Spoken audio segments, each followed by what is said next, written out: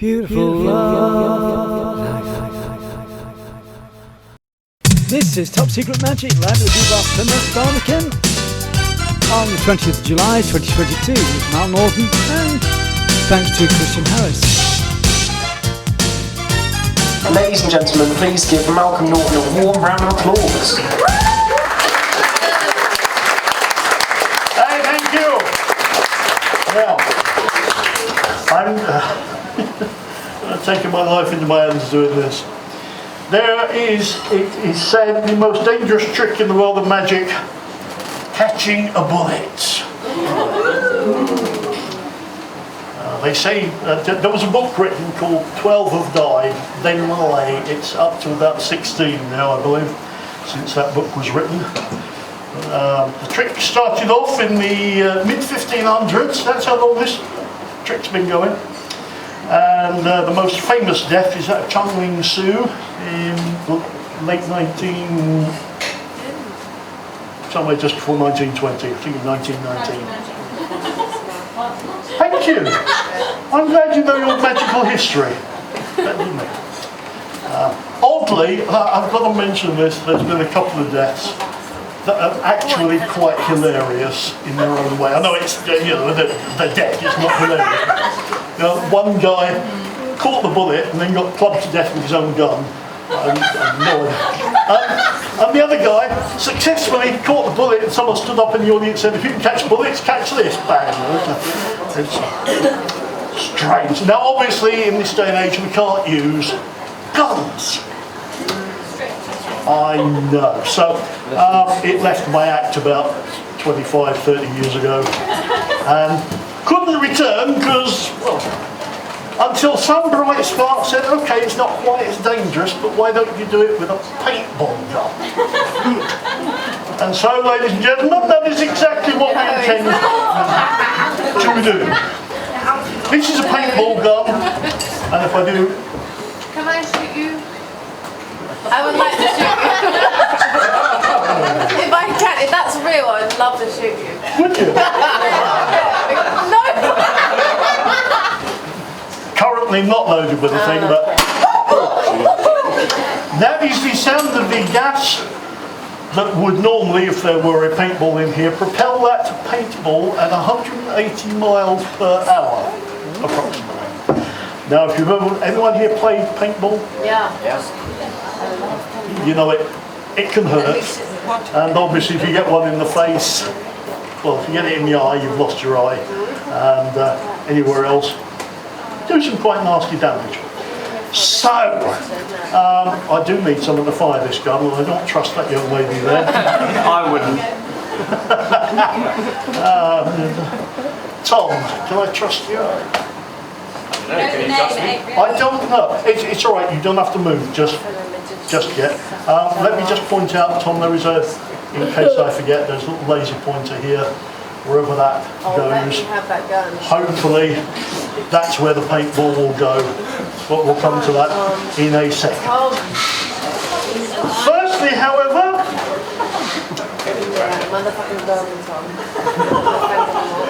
a couple of paintballs. What's your name? Emma. Hold your hand out. Pick one of those, anyone you like. Okay, just pop the other two back in the thing, you keep hold of that. Because that's the one we're going to use. And just in case you think there's anything funny going on here, I have black, green, red. Which one would you like? The red one. Put a mark on that ball.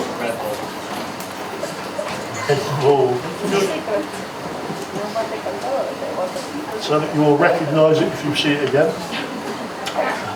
Oh, I suppose I should have a look, shouldn't I? Little dot. Do you want to put any more markings on there? Happy with that? Yeah, oh, good. Now, here's where we start losing track of it. Now basically there's a little hole here, and if I do this, and you can drop it into that little hole. There it goes. Now watch as I So it's now locked into the chamber, ready. Now Tom, this is where, if you've not handled guns, you're supposed to keep it either pointed at the ceiling or towards the floor. Don't do this. Because old fun though it is, it's not. So if I just hand that to you, no, the safety's not on. Press that. Hopefully the gun will withstand it this time. Last time it broke on me. It was a cheaper. Come on, give me the gun. It was a cheaper gun. I'm not sure whether that makes a great deal of difference. No, I still can't see you. Now, in a moment, Tom, I'm going to ask you to stand up, point the thing in this direction, the laser. So I will raise my hand. When I lower my hand, when you're ready, fire the gun. Obviously, not here. I'm sure that's where I should point it. Now, just because these things cost a lot of money, the suit that is, then hopefully... Take it all up.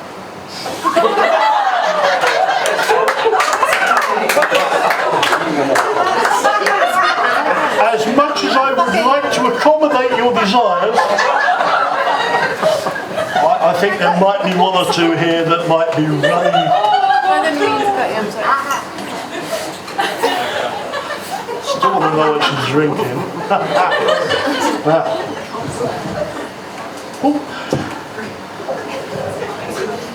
Oh, sorry, that will do.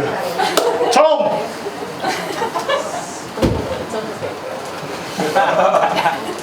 So, way too much power.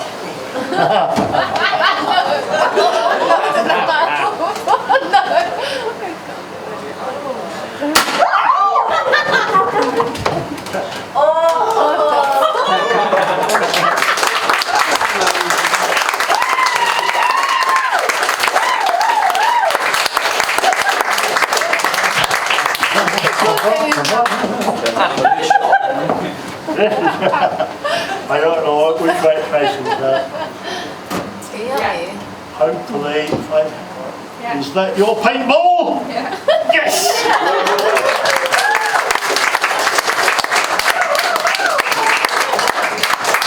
No, I didn't think so somehow.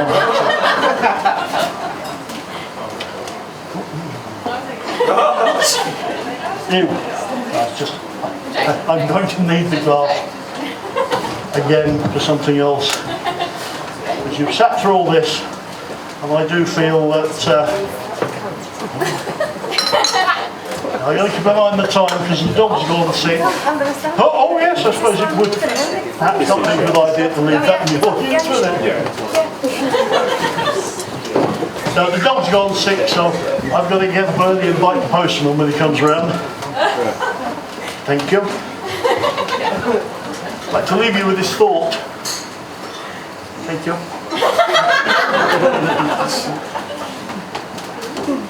Now, what I will, actually, I'll throw this in. I haven't done this for a long time. This was taught to me by my father, who was on the Titanic. Apparently it went down very well. He would walk out in front of his audience and he would take, in this case, a blue handkerchief, he'd wave it about, and he would tuck it into his left fist. And as it began to emerge from the other side, it would begin to change colour.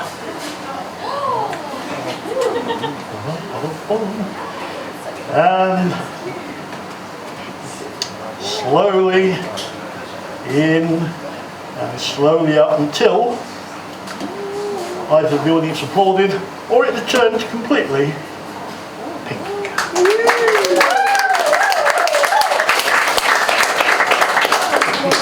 Now there were sceptics in his audience too, to which his usual reply was,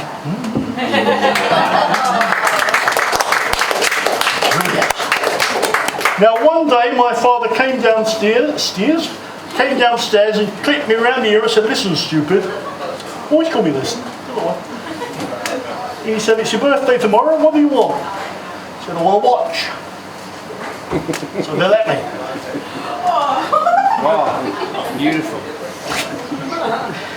He said, son, one day you can be desperate to earn a living. Never worked in an intensive care unit before, it's quite nice.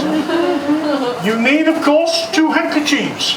You need the pink one, and you need the blue one, which, as we all know, is sat over here in this fist.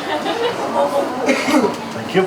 Now what you do, before you walk out in front of your audience, bit of a mistake tonight, but there you go. You take the blue handkerchief and you tuck it into your fist. You then gather your wits about you, walk out in front of your audience, do not open this hand. You do that, trick out. Wave this one around, this distracts from this hand. And then, you then, just pull it through, pretend the other one's not there. Push this in, and this will of course push the one out that's in there. Follow this? Good. Now, don't do this. It sort of gives the whole thing away. You must make sure you tuck the pink handkerchief right in before you pull the blue one right out.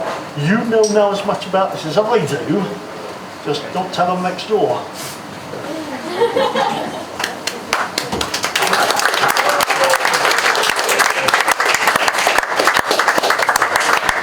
Now, for this last little thing here, which hopefully, oh yeah, that's it. And we use a red handkerchief because that's the way the trick works. Oh, for the days of radio mics. Right, here we go. Now we take this beautiful red handkerchief and we are going to recite some mystic poems. She stood upon the bridge at midnight. Her lips were all a quiver. She gave a cough, her leg fell off and floated down the river. Mary had a little watch, she swallowed it one day, and now she's taking Epsom salts to pass the time away. But the Epsom salts did not work and the time it did not pass. So if you want to know the time, you'll have to look at Mary's grandfather in the yellow pages under clock. The handkerchief has almost completely disappeared. In its place is now an egg. And here is the handkerchief.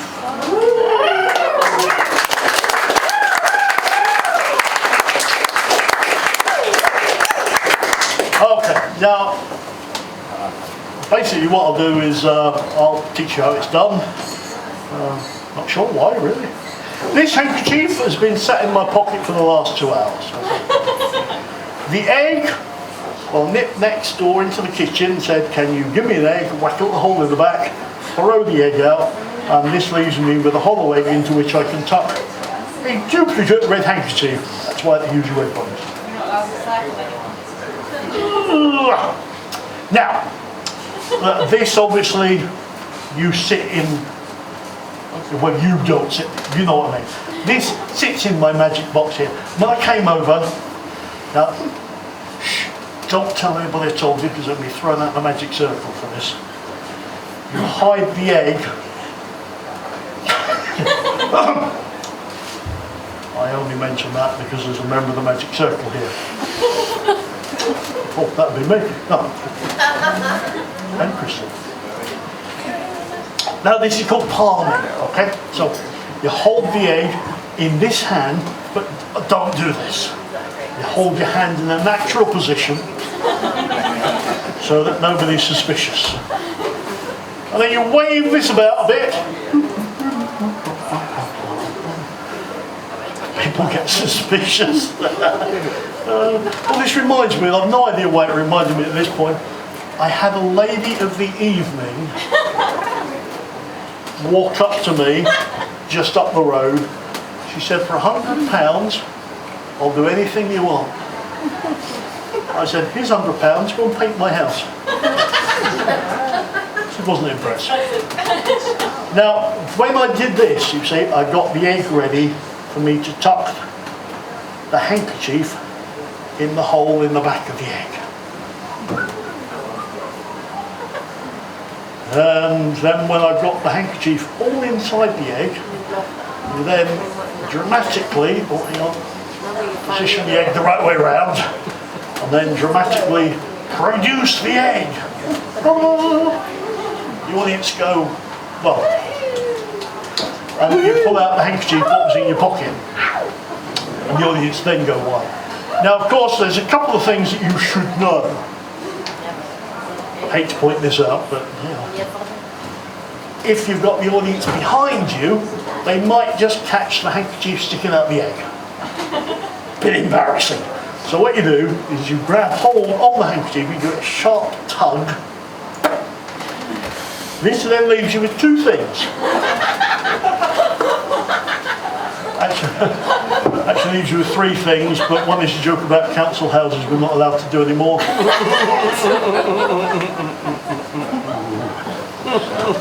A nice bindi, and of course...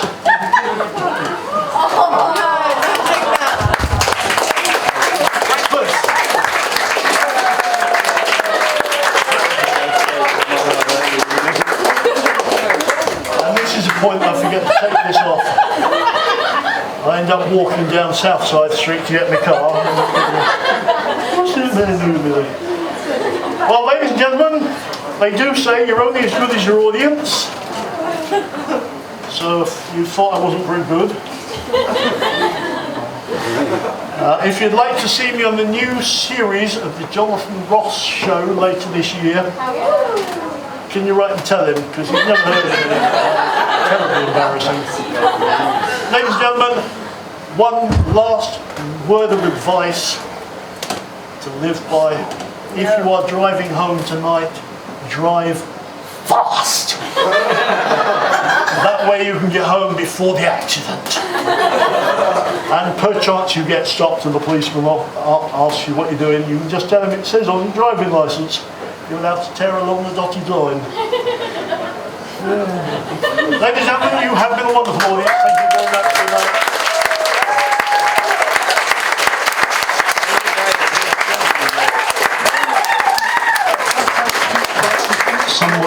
Oh, Christian's put it off.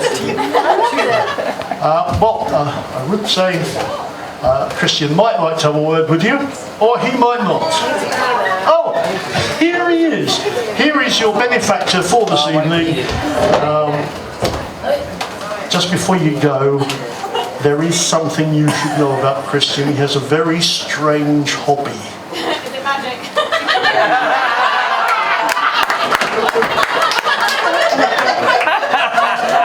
Even stranger than that. He likes to sellotape worms to the pavement and then sit back and watch birds get hernias trying to pick them up. Ladies and gentlemen, Christian Harris. Malcolm Norton. Well, a few last words from me. I want to thank everybody for turning up this evening. Without an audience, we can't put a show on, so thank you. Please let your friends know that this will be happening again, and it will be advertised on the B-Bars events page, as you probably have seen. We made a flyer as well, so if you see a flyer, pick it up, pick a few up, pass them on to your friends. Obviously don't pick the flyers up there, because that show has already happened. That's it. I'll be stood at the back of the room with a hat. We put this show on for free, just because it gives us a chance, gives me a chance to practice, and it gives Malcolm a chance to perform. If you fancy popping enough for a cup of coffee in the hat, that's brilliant. £5, I imagine, is probably the price of a ticket to a show. I hope you've had a good time. Whatever she's been drinking. £10.12. If you haven't got any cash, there is a cash point down the road. Schizophrenics pay twice. No, just kidding. I've had a great time. I hope you have. Thank you very much. You can find Mount Norton at Top Secret Magic in Southside Street, Barbican, that has the Gap Up Plymouth. Special thanks to Christian and Me-Bar Plymouth.